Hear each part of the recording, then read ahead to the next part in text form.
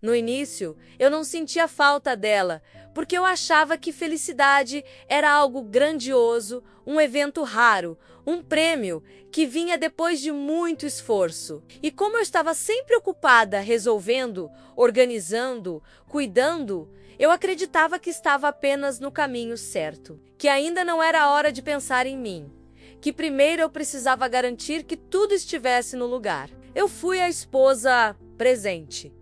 A mulher que entende, que cede, que releva, que evita conflitos, que mantém harmonia. E fui elogiada por isso muitas vezes, elogiada pela maturidade, pela paciência, pela capacidade de aguentar.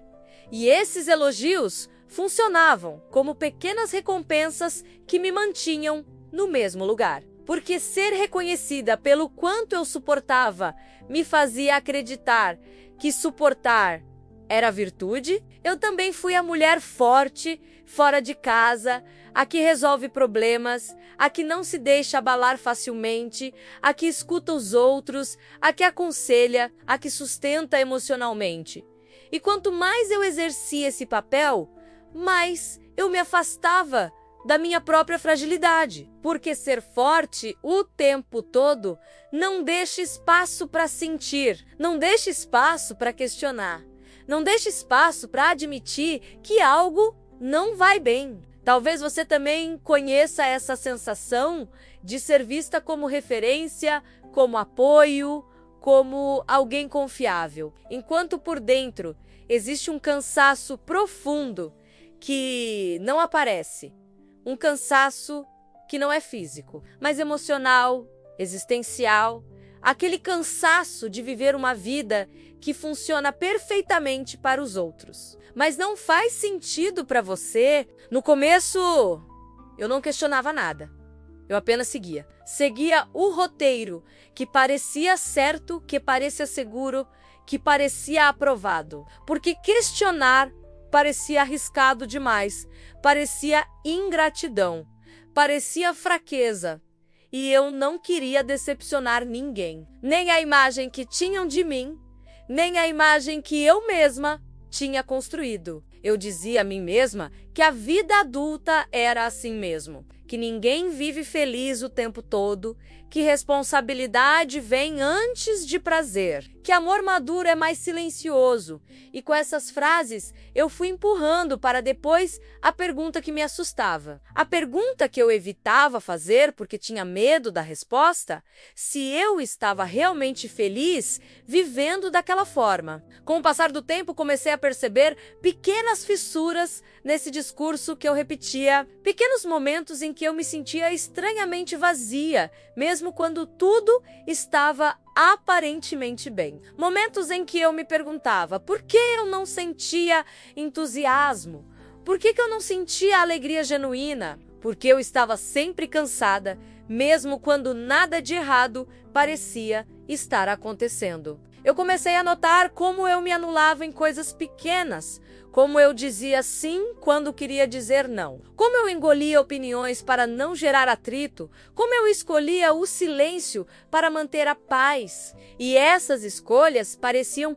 inofensivas isoladamente, mas juntas foram construindo uma vida onde eu estava sempre me adaptando, sempre me moldando, sempre me ajustando para caber. Eu achava que isso era maturidade, mas era medo. Medo de desagradar, medo de decepcionar, medo de perder, medo de parecer ingrata. E esse medo foi me guiando por tanto tempo que eu já não sabia mais diferenciar o que eu realmente queria do que eu apenas fazia por hábito. Eu cumpria o papel de mulher forte com excelência, aquela que não desmorona, que não reclama, que aguenta, que resolve. Mas ninguém vê o preço desse papel. Ninguém fala sobre o quanto essa força constante cansa, machuca, endurece. Porque quando você não se permite ser vulnerável, você também não se permite ser verdadeiramente feliz. Houve um momento em que eu percebi que minha vida era extremamente funcional, tudo funcionava, tudo seguia, tudo estava organizado, mas eu não me sentia viva. Eu me sentia presente fisicamente, mas emocionalmente distante, como se estivesse assistindo a minha própria vida de fora, cumprindo tarefas, cumprindo expectativas, mas sem realmente habitar aquilo que eu vivia. Essa percepção me assustou, porque eu sempre associei felicidade a grandes acontecimentos, não a essa sensação silenciosa de ausência. E foi difícil aceitar que algo tão importante pudesse faltar, sem que houvesse um grande problema visível, sem que houvesse um colapso, sem que houvesse um motivo claro. Eu comecei a perceber que minha felicidade sempre ficava para depois que tudo estivesse resolvido, depois que todos estivessem bem, depois que as expectativas fossem atendidas. E esse depois nunca chegava, porque sempre havia algo mais para cumprir, algo mais para resolver, algo mais para sustentar. Eu me tornei alguém que vivia em função do que precisava ser feito, não do que precisava ser sentido. E viver assim me afastou de mim mesma, de uma forma tão gradual que eu só percebi quando já não reconhecia mais meus próprios desejos. Houve dias em que eu me sentia completamente invisível, não porque eu estivesse sozinha, mas porque ninguém realmente me via. Viam o que eu fazia, viam o que eu entregava, viam o que eu sustentava, mas não viam quem eu era. E essa invisibilidade doía mais do que qualquer solidão física, porque era uma solidão vivida em meio a pessoas. Eu comecei a perceber que me sentia mais leve quando estava sozinha do que quando estava acompanhada. E essa constatação me trouxe culpa, porque eu achava que sentir isso significava falha, ingratidão, incapacidade de valorizar o que eu tinha. Mas no fundo significava apenas que eu estava cansada de desempenhar papéis, cansada de sustentar uma versão minha que não correspondia ao que eu sentia por dentro. Eu me perguntava quando foi que ser feliz deixou de ser prioridade? Quando foi que viver bem virou apenas cumprir obrigações? Quando foi que eu passei a achar normal viver uma vida correta, respeitável, organizada, mas emocionalmente vazia? E essas perguntas começaram a surgir com mais frequência. Mesmo quando eu tentava ignorá-las, eu dizia que estava tudo bem, mas não estava. Eu sorria, mas não sentia alegria.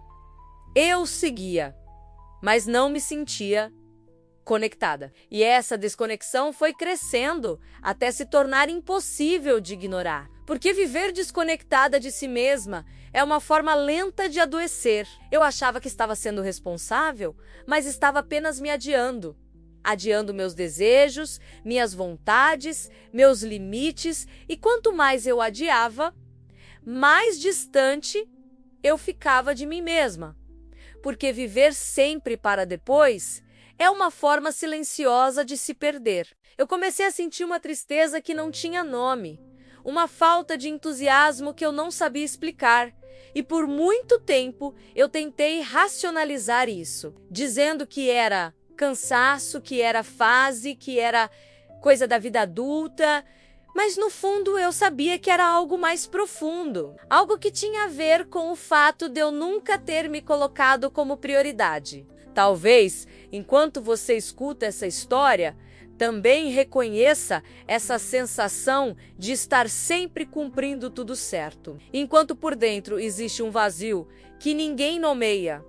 E reconhecer isso não é fraqueza, é consciência. É o começo de uma escuta que pode mudar muita coisa. Eu ainda não sabia o que faria com essa inquietação crescente. Ainda não tinha tomado nenhuma decisão concreta, mas algo dentro de mim já tinha acordado. Algo que começava a questionar se viver apenas para cumprir papéis era realmente viver, porque naquele momento eu começava a entender que, de todos os papéis que eu desempenhei ao longo da minha vida, o único que eu nunca vivi foi o de ser feliz. Eu cumpri todos os papéis que esperavam de mim. E durante muito tempo, eu me orgulhei disso, porque eu aprendi que ser uma mulher correta era ser forte, disponível, responsável, alguém que dá conta, alguém que sustenta, alguém que não falha.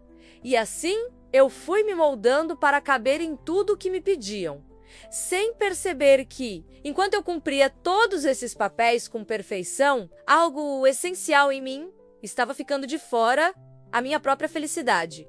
Com o tempo, aquela inquietação que eu tentava ignorar deixou de ser um incômodo distante e passou a ser uma presença constante. Algo que me acompanhava mesmo nos dias tranquilos, mesmo quando tudo parecia estar em ordem, porque por fora eu continuava cumprindo meus papéis com eficiência, mas por dentro eu já não conseguia mais fingir que estava satisfeita com uma vida que apenas funcionava. Eu comecei a perceber que estava sempre cansada, não de fazer coisas, mas de sustentar versões de mim, mesma de manter uma postura forte, equilibrada, compreensiva, mesmo quando eu me sentia frágil, confusa ou simplesmente vazia. E essa discrepância entre o que eu mostrava e o que eu sentia começou a me pesar de um jeito difícil de explicar. Eu me dei conta de que minha felicidade sempre vinha acompanhada de condições.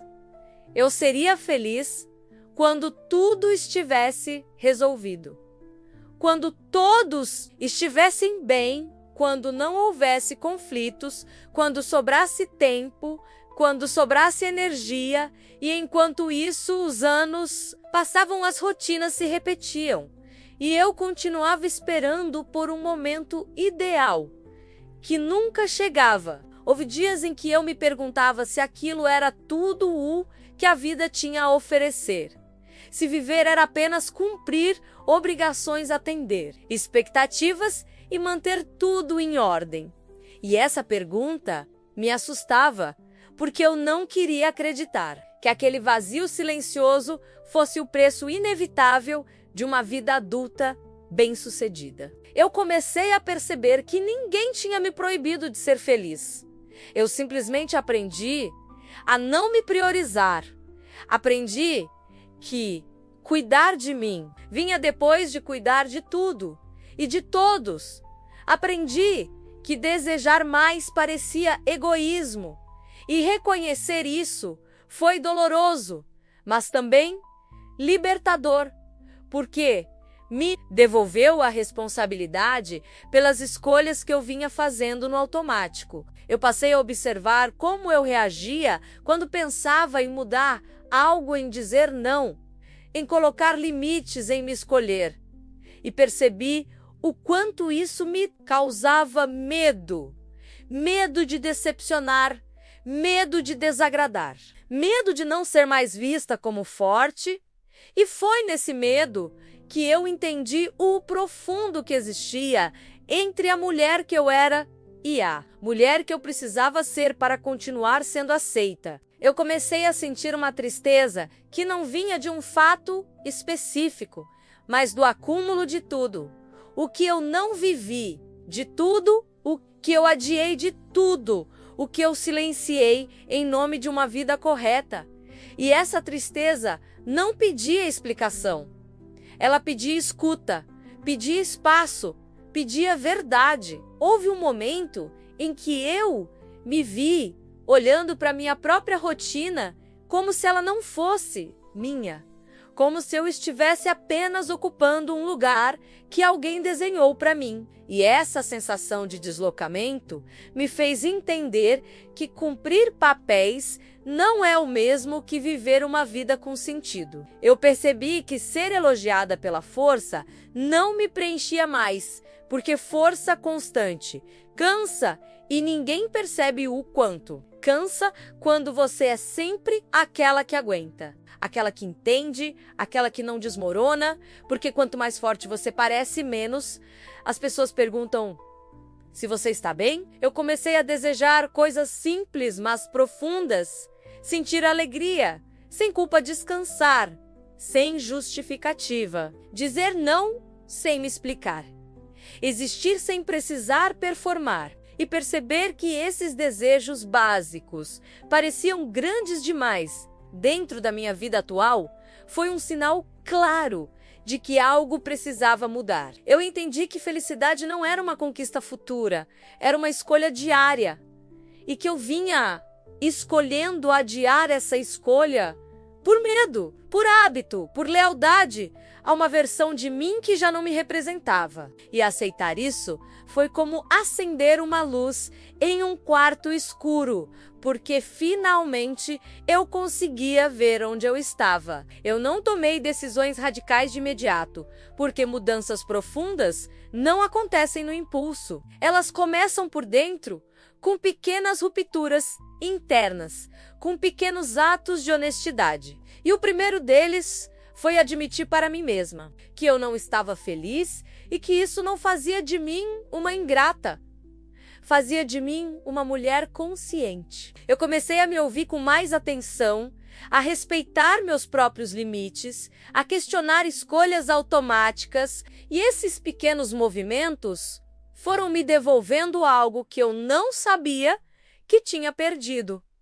A sensação de presença, de estar vivendo de verdade e não apenas existindo para cumprir. Com o tempo fui entendendo que cumprir todos os papéis não me garantia felicidade, apenas me garantia aprovação, e que a aprovação externa nunca será suficiente quando a gente se abandona por dentro. Porque viver bem não é viver conforme expectativas, é viver alinhada com o que se sente. Hoje, quando olho para trás, não sinto raiva da mulher que eu fui. Sinto respeito, porque ela fez o que sabia, fez o que podia, acreditou que cumprir papéis era o caminho para uma vida boa. E foi justamente essa vivência que me levou a perceber que uma vida correta nem sempre é uma vida feliz. Eu sigo aprendendo a me escolher, a me escutar, a não adiar mais o que importa. Porque depois de tanto tempo vivendo para atender expectativas, eu entendi que felicidade não é um papel que se desempenha. É uma experiência que se constrói. Aos poucos, quando a gente decide parar de se abandonar. E se essa história encontrou você, talvez seja porque em algum lugar você também anda cansada de cumprir tudo certinho. Enquanto sente que algo está faltando, e reconhecer isso não é fraqueza. É coragem, porque só quem tem coragem consegue olhar para a própria vida com honestidade. Eu cumpri todos os papéis que esperavam de mim, menos o de ser feliz. E quando percebi isso, entendi que ainda havia tempo para me ouvir, tempo para me ouvir, tempo para me respeitar, tempo para viver uma vida que faça sentido. Para mim, porque nenhuma aprovação externa vale o preço de uma existência vazia.